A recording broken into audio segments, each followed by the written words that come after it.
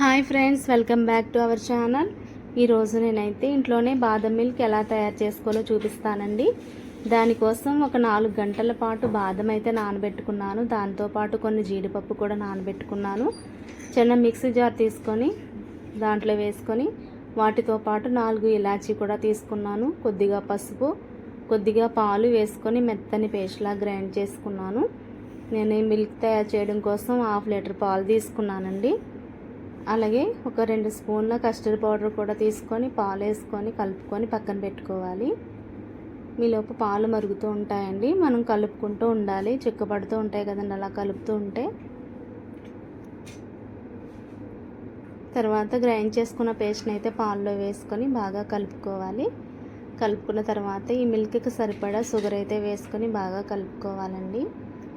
చూడండి, ఈ పేస్ట్ వేయగానే కలర్ చూడండి, పసుపు వేసాం కాబట్టి కొద్దిగా కలర్ కూడా వచ్చింది. ఆ తర్వాత కస్టర్డ్ పౌడర్ వేస్తాం కాబట్టి ఇంకా కలర్ఫుల్గా కనిపిస్తుందండి.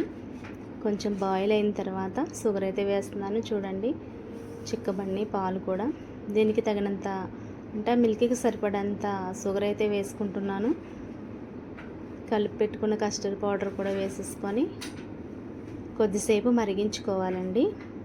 అంతే, బాదం మిల్క్ రెడీ అయిపోయింది. దీంట్లో కాజు, పిస్తా, బాదం ఈ మూడింటిని చిన్న చిన్న పీసెస్లా కట్ చేసుకుని వేసుకుంటే చూడండి, బయట కొంటే ఎలా ఉంటాయో మనం ఇంట్లో చేసుకున్నా కూడా అంతకన్నా బాగుంటాయండి. టేస్ట్ కూడా చాలా బాగుంటుంది. వీటిని ఫ్రిడ్జ్లో పెట్టుకొని తీసుకుంటే చల్లగా చాలా బాగుంటుందండి. మనం ఇంట్లో మన పిల్లలకి మన చేతితో మనం చేసిస్తే చాలా హ్యాపీగా ఉంటుంది కదండి. మేమైతే ఇంట్లోనే ప్రిపేర్ చేసి పిల్లలకి ఇస్తున్నాం. పిల్లలైతే చాలా ఇష్టంగా తాగుతున్నారు. మీరు కూడా ఒకసారి ట్రై చేసి కామెంట్ సెక్షన్లో కామెంట్ చేయండి. ఈ వీడియో కనుక మీకు నచ్చినట్లయితే లైక్ చేయండి, షేర్ చేయండి. Thank you for watching.